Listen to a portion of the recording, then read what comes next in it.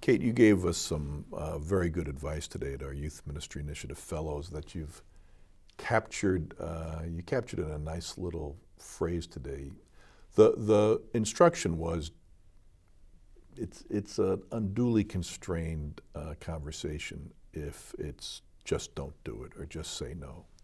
The nifty little phrase you shared was don't say no, say no, K-N-O-W. But saying it is never going to get you near the finish line. There must be ways to facilitate conversation or exercises that move them from just the knee-jerk don't do it and into a place of reflection that results in healthier behavior. Can you share an exercise with us?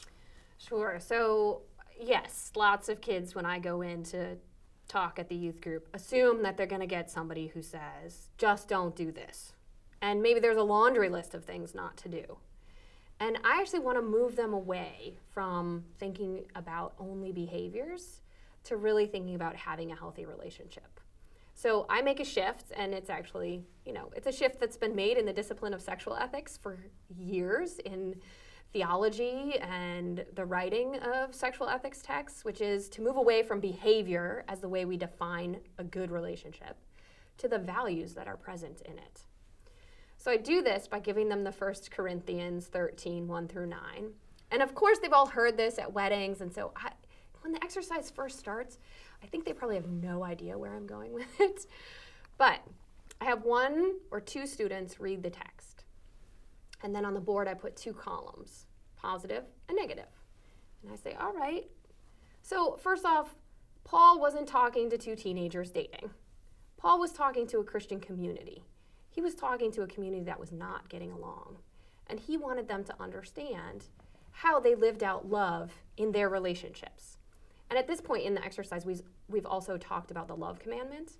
And so I'm trying to get them to think about love as less a sort of mushy, crush, I love you kind of thing, but really to think about what Christian love would mean and how it would be embodied in the way in which they engaged in their relationships.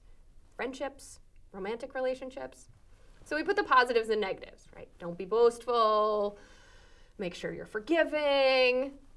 We line them up, and then I ask them, Paul doesn't have an exclusive list, so what are some others you would put on that? I often get from students, which I love, that they'll say consent should be on the positive side, mutuality should be on the positive side. They do tend, there's a laundry list of no's that they will add to it. Some of them are specific behaviors, don't text people or break up with them over text, don't say mean stuff. They fit under Paul's language anyway, but I let them put them all up. And then I say to them, okay, so these are positive Christian values about the way towards a healthy, loving relationship. Here are the negative values that would lead us away from a healthy, loving relationship.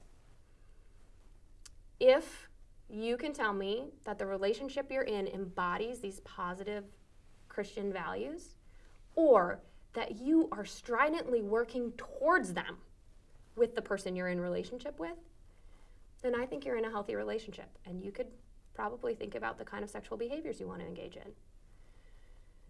And I leave it.